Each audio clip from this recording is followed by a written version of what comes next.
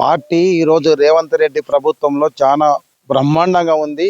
అభివృద్ధి పథంగా చూసుకుంటే గత 10 సంవత్సరాల కేసీఆర్ పాలన చాలా తెలంగాణ వెనకాడిపోయింది.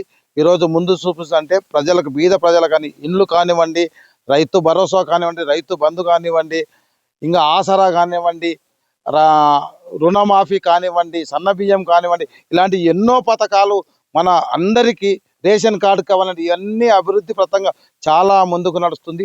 ఇటువంటివి మన గ్రామానికి ఇంకా అభివృద్ధి చెందాలంటే ఈ రోజున్న కాంగ్రెస్ పథకానికి బలపరిస్తే మనకి ఇంకా మంచి జరుగుతుంది, ఉపయోగపడుతుంది. ఊరు ఇంకా అంచెలంచెలుగా చాలా ఎదుగుతుంది అని నేను విన్నవిస్తున్నాను. మీ ఊర్లో ఇప్పటి వరకు ఎంత రుణమాఫీ అయింది, ఎన్ని ఇందిరమ్మ ఇట్లా ఇచ్చారు అందాదా? మా ఊరిలో దాదాపు 2 కోట్ల పైననే రుణమాఫీ జరిగింది. ఇంకా ఇండ్లు 30 ఇండ్లు శాంక్షన్ అయినాయి, 15 ఇండ్లు నడుస్తూ ఉన్నాయి, ఆచరణలో నడుస్తూ ఉన్నాయి. ఇంక చాలా రేషన్ కార్డు సంపూర్ణంగా మా ఊరికి సంపూర్ణంగా రేషన్ కార్డులు వచ్చినాయి, ఇంకా కొన్ని వస్తున్నాయి. ఇంకోటి కరెంటు బిల్లు రుణమాఫీ మొత్తం సంపూర్ణంగా ఉంది. అందరూ హ్యాపీగా ఉన్నారు. సో ఇది చాలా షార్ట్ టైంలో 2 సంవత్సరాల కాలంలోనే స్థానిక సంస్థలు అయితే వచ్చినాయి.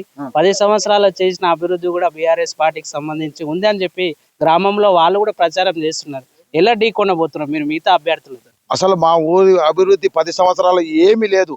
ఇంతకుముందు 10 సంవత్సరాలు కాంగ్రెస్ ప్రభుత్వం వైఎస్ఆర్పీలో చేసిన అభివృద్ధి ఉంది. ఇక్కడ ఎలాంటి ఒక్కటి కూడా కనబడలేదు.